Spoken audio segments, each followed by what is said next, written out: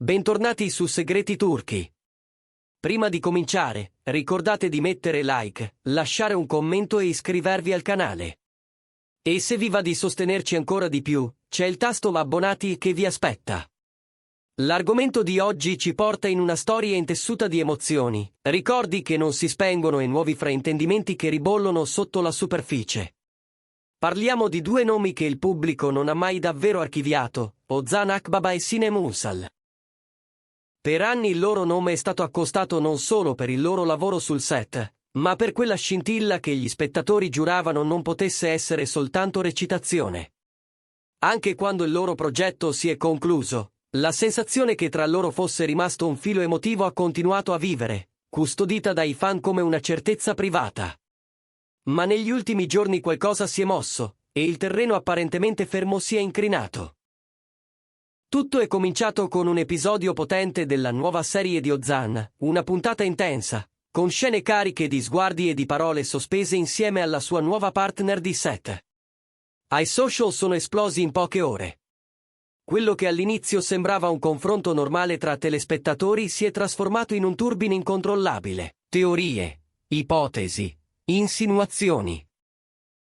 In un attimo è spuntata la parola triangolo, come se dietro quelle sequenze drammatiche ci potesse essere una storia vera, con Ozan, la sua nuova coprotagonista, e ovviamente Sinem. La narrazione è dilagata così in fretta che il team di Ozan è intervenuto con una nota netta, rigida, senza smussature: Ozan sta facendo il suo mestiere. Quello che c'è stato con Sinem appartiene al passato. Un messaggio pensato per fissare un confine, per delimitare il racconto pubblico e restituire misura.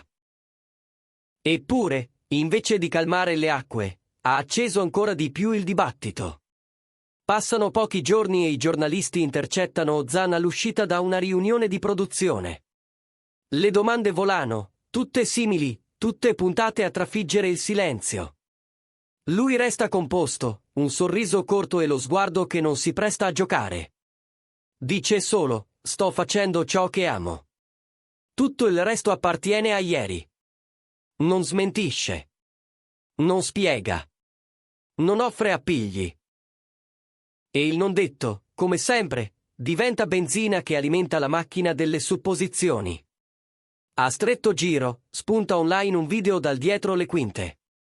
Nelle immagini si vede Ozan con il copione tra le mani, il tono concentrato, e accanto a lui la nuova collega che sorride appena, un sorriso morbido, quasi timido. Una luce che dura un respiro e basta. Quel frammento diventa immediatamente l'oggetto del giorno.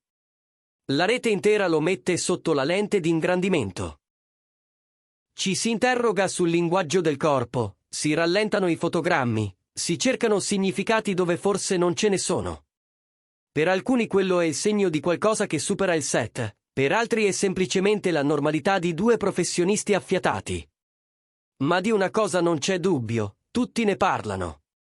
Nel frattempo, senza pronunciare il nome di nessuno, Sinem entra nella conversazione con un gesto silenzioso. Pubblica una storia su Instagram in penombra, una luce soffusa e una frase che resta sospesa. Ciò che è andato non ritorna. Una domanda che accende l'etere. È per Ozan? È un riferimento alla nuova serie? O è un pensiero del tutto personale? Nessuno può dirlo con certezza, ma ognuno si costruisce un'idea, e la discussione si fa a strati, ognuno con la sua verità. Poi qualcosa si intensifica ancora. In una puntata successiva, Ozan porta in scena una sequenza di lettera che spacca il cuore. La battuta che rimbalza ovunque è: ho provato, ma non sono più l'uomo che ero. Troppo personale, dicono molti. Troppo preciso. Troppo simile a un messaggio cifrato. Gli sceneggiatori della serie sono costretti a intervenire, metterci la faccia e dichiarare pubblicamente che quella frase appartiene alla finzione, che non è una lettera a nessuno del passato di Ozan, ma solo parte della storia. Ma quando il pubblico investe il proprio sentimento, le spiegazioni ufficiali scivolano via come pioggia sul vetro. Le persone ascoltano il battito, non il comunicato. Il giorno dopo, come se il tempo volesse ribadire la sua ironia, Sinem scrive un altro messaggio: Stavolta sotto una foto di un tramonto che sembra finire e ricominciare nello stesso istante. Alcune ferite non si vedono, ma si sentono sempre. Neanche qui spiega. Nessun contesto, nessuna conferma, solo parole che aprono porte. I commenti si moltiplicano all'infinito e ognuno vede ciò che desidera vedere. Proprio in quelle ore, una persona vicina a Sinem racconta che lei, lontano dal rumore, ha scelto di concentrarsi su se stessa. Di rimettere in ordine il proprio benessere emotivo. Vuole quiete, routine più sane, tagliare tutto ciò che disturba l'equilibrio. E questo cambia il tono della conversazione, anche se non la chiude. Forse, dicono in molti, quei messaggi non sono destinati a nessuno in particolare. Forse sono tasselli di un percorso personale, un diario che non chiede lettori. Eppure la memoria collettiva non dimentica, perché esiste ancora un mondo emotivo che Ozan e Sinem hanno costruito sullo schermo e che la gente custodisce come se fosse stato vero. La loro alchimia ha fatto credere in qualcosa di profondo, e vedere oggi ciascuno accanto a nuovi partner di scena provoca in tanti la sensazione di perdere una storia nella quale avevano investito emozioni e tempo. Non è semplice per chi guarda rinunciare a un racconto che ha scaldato serate e riempito silenzi. Gli addetti ai lavori vicini a Ozan ripetono che lui rispetta ciò che è stato, ma quel capitolo è chiuso. L'impegno adesso è tutto per il nuovo progetto, per la squadra, per le scene che lo aspettano al mattino presto e la notte tardi. Eppure le voci non si spengono del tutto. In mezzo al brusio emerge anche una frase attribuita a Sinem, ripresa e rilanciata senza conferme. Se il destino ci farà incontrare di nuovo un giorno, sarà perché era scritto. L'ha detta davvero? Nessuno lo sa. Ma la gente vuole crederci, perché è rassicurante pensare che le storie che abbiamo amato possano ritrovare la strada di casa da sole, senza forzature. La fantasia riempie i vuoti che la realtà non commenta. Intanto la serie di Ozan corre. L'episodio che ha scatenato l'onda lunga continua a macinare visualizzazioni. Gli stessi fan che difendono l'interpretazione si schierano contro chi vede un sottotesto privato in ogni sguardo. Tra le due sponde, Ozan fa quello che ha sempre fatto, resta sul set, studia, ascolta le indicazioni, costruisce un personaggio che non deve somigliare né a lui né a nessuno che abbia incontrato. Ma la linea tra la persona e il ruolo, quando il pubblico sente di avere sofferto e gioito con te, diventa sottilissima. C'è chi sostiene che la riservatezza sia l'unica difesa possibile. Altri vorrebbero parole limpide, un discorso unico che chiuda ogni porta rimasta socchiusa. Eppure quelle frasi già pronunciate, sto facendo ciò che amo. Tutto il resto appartiene a ieri. Sono forse l'unica versione che sentiremo per un po'. In questa idea di ieri c'è tutto quello che le persone proiettano, un addio, un ringraziamento, un punto o una virgola.